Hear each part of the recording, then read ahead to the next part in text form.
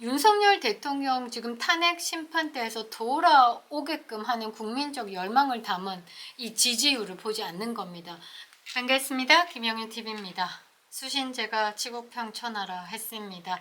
정치적 소양이 갖춰지지 않은 사람이 정치적 영역에서 지도자인 양 하는 건 국민들에게 불행일 수밖에 없는 것이죠. 한동훈 이야기입니다. 한동훈이요, 윤석열 대통령 파리하고 자빠졌는데 이제는 친윤과 이재명을 다 때리면서 본인이 내가 제일 잘났어 라고 부각시키고 있습니다. 이거 가만두면 안 될 것 같은데요. 한동훈은요, 윤석열 대통령에게 사과는커녕 윤석열 대통령이 잘못한 부분을 부각시키면서 본인을 올리고 있습니다. 이게 가장 못난 사람들이 하는 짓이다라고 저는 보고 있는데요. 한동훈의 기가 찬 행보에 대해서 정리해 보도록 하겠습니다. 정말 먹이 주면 안 되는데요. 괘씸해서 다룰 수밖에 없습니다. 영상 시작하겠습니다. 구독과 좋아요 버튼 꼭 눌러주시고요. 끝까지 시청 부탁드리겠습니다. 큰 힘이 되고 있습니다. 모르겠습니다. 한동훈이 지금 막 본인의 정당성에 대해서 지금 어필하기 위해서 좀 어그로를 많이 끈다라고 해야 되나? 그래서 조금 이제 인상이 좀 쉬워지는데요. 저는 가만두면 안 될 것 같습니다. 북콘서트를 통해 가지고 정치 활동을 재개를 했죠. 막 곳곳에서 2030들 만나고 다니는데 지지자들이 한동훈에게 사진 요구하고 한동훈 깍 뭐 이러니까 자기가 되게 멋지다라고 생각을 하고 있는 것 같습니다. 뭐라고 했냐면 누구보다 이 정부의 성공을 바랐다라고 합니다. 그리고 윤석열 대통령에 대해서 직언을 했던 이유가 가만히 두면 나중에 다 터질 텐데 그래서 그걸 보면서 직언할 수밖에 없었다. 그러니까 내가 윤석열 대통령에 대한 성공을 바래. 그런데 가만히 냅두니까 이거 잘못된 길로 가고 있어. 주로 잘못한 게 뭐냐면 김건희 여사 사람 이야기야. 명태균도 있어. 그런데 이걸 보고 말하지 않을 수 있어? 나는 국민이 먼저니까. 이렇게 얘기하고 있습니다. 그러면서 일각에서 왜 그런 선택을 해서 이렇게 잡음을 만드냐라고 하는 분들도 있는데 다른 말 다 경청하겠다. 그런데 그 말에는 동의하지 않는다. 왜? 대통령 자주 만나서 윤석열 대통령과 뭐 사진 찍었다라고 자랑하시는 분들 있는데 그분들, 그 친윤을 얘기하는 겁니다. 그분들 직언했어야 된다. 나처럼 윤석열 대통령에게 직언하는 사람이 없었기 때문에 지금 이렇게 탄핵 사태까지 온 거야. 내가 그랬잖아. 내가 직언하고 윤석열 대통령과 사이가 틀어진 건 다 그런 이유야. 그러면서 대통령과 다른 생각을 외부적으로 많이 보였던 김건희 여사 문제, 의료사태, 명태균, 사람들 문제야. 김경수 복권 문제 정도? 이렇게 얘기를 합니다. 그게 가장 큰 거 아니겠습니까? 한동훈이 비대위원장 시절에 마리 앙뚜아네트라는 발언을 하는 좌경렬 끼고 앉아서 당에 분란을 일으켰죠. 그건 윤석열 대통령을 공격하는 겁니다. 민주당 것들보다 더 심한 공격을 해댔죠. 그러면서 한다는 말이 엉덩이 빼고 터지게 놔둘 수 있지만 그게 제 임무라고 생각하지 않는다. 앞으로도 그렇게 정치할 것이다.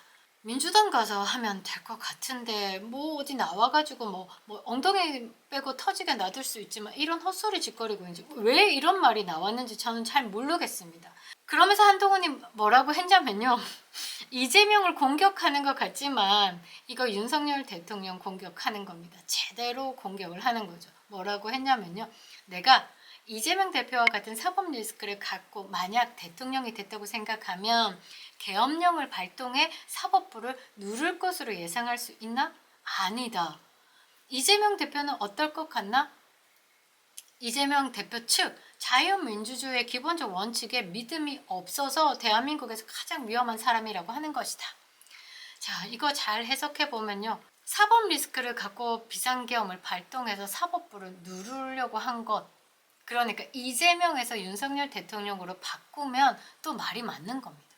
이게 굉장히 나쁜 사람이에요. 정말로. 그러면서 한국에서 가장 위험한 인물을 이재명으로 두고 지금 보수 유권자들은 윤석열 대통령 다음 바통은 나다 인식을 가져 이렇게 계속 이야기를 하는 겁니다. 그러면서 뭐라고 하냐면 이재명이가 대통령이 됐어요. 그러면 집권 여당은 민주당이 되는 거잖아요. 근데 이재명이가 비상계엄을 선포했다라고 치면 그 민주당에서 비상계엄에 대해서 해제하겠냐라는 거죠. 그러니까 본인이 윤석열 대통령 정부에서 집권 여당의 당대표로 나는 윤석열 대통령의 뜻과 함께 하지 않고 비상계엄 자체가 잘못됐다라고 생각했기 때문에 나는 비상계엄을 해제를 했어. 그런데 민주당은 안 할 거야. 나 한동훈이야. 이 얘기하고 있는 겁니다. 그러면서 윤석열 대통령 탄핵안에 찬성 입장을 밝힌 것을 두고 많은 분들이 배신자다라고 이야기를 하는데, 모든 결정이 국민들의 도움이 되는 결정을 했기 때문에 그 위주로 생각해야 된다라고 나는 믿었다. 그래서 나는 배신이라고 생각하지 않는다.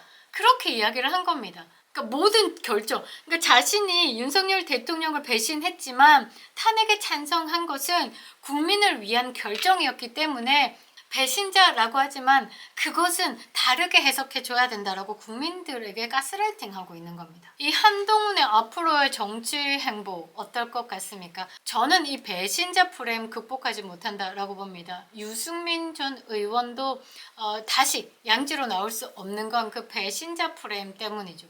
이 배신자 프레임을 극복한 사람은 딱 한 사람 있습니다. 권선동이죠.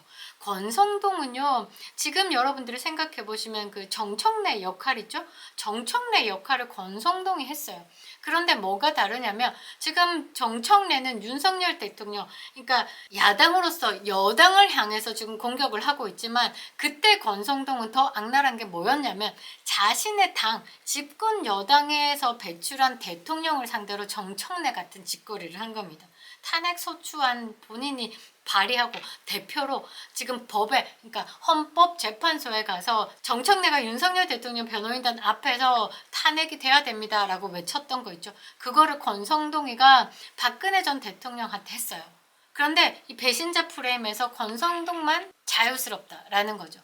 한동훈은 못 벗어날 겁니다. 우리가 제대로 지켜봤기 때문이죠. 그래서 저는 향후에 이 한동훈의 정치 행보는 이 그러니까 보수 지지층에서 이 비토 정서가 깔려 있기 때문에 결코 이것을 넘을 수 없다라고 생각을 하고요. 박근혜 전 대통령도 사사건건 대립각을 세우는 건 바람직하지 않다라고 공개적으로 발언을 했습니다. 한동훈을 겨냥해서 어찌 보면 킬 오더를 던진 거다라고 봐야 되겠죠. 친한계에서는 조기 대선이 이루어진다라고 하면 중도의 표를 흡수할 수 있는 소구력이 있기 때문에 한동훈이라는 카드가 매력적일 것이다 라고 이야기를 하고 있지만, 잘못 판단한 게 조기 대선은 이루어지지 않을 것이고, 조기 대선이 치러진다고 한들 국민의힘에서 경선에서 한동훈을 지지하지는 않는다라는 겁니다. 꿈을 깨라라는 거죠. 한동훈이 지금까지 나와가지고 윤석열 대통령 지금 탄핵 심판대에서 돌아오게끔 하는 국민적 열망을 담은 이 지지율을 보지 않는 겁니다. 그 지지율을 완벽히 무시하고 난 다음에 이 탄핵 인용에 대해서는 기정사실화하면서 지금 인터뷰를 하고 차기 대권을 이야기를 하고, 본인이 대통령이 된다면 이재명이 대통령이 안 되게끔 내가 싸워 이길 것이다 라는 것을 지금 이야기를 하고 있는 거죠. 여러분, 이 한동훈 옆에 붙어가지고 다니는 사람들 우리가 좀 기억을 해야 되는 거죠. 이 한뚜껑의 북 콘서트에 함께 다닌 사람들 참석자가 이렇습니다. 곽규택, 김태호, 정연욱, 한지아, 배현진, 정성국, 김예지 나왔죠. 박정아, 김상욱. 김상욱은 쫓겨나지 않았습니까? 카톡 단톡방에서 쫓겨났는데 여기에 제대로 붙었네요. 고동진, 김소희, 진종호, 우재준, 박정훈 등 16명이다 라는 겁니다. 일단 20명 조금에서 쪼그라들었죠. 김재섭이 어디 있습니까? 또 몇몇 안 보이는 사람들 있죠. 조금씩 줄어들 것이다 라고 봅니다. 돌아오지 못할 강을 건너고 있는 한동훈이죠. 일단 윤석열 대통령에게 사과를 하는 것이 우선이고요. 윤석열 대통령의 용서 없이는 한동훈은 국민의힘 지지자들 그리고 보수 유권자들에게 다시 지지는 받지 못할 것이다 라는 겁니다. 그립다 윤석열, 반드시 돌아오실 겁니다. 김영현TV였습니다.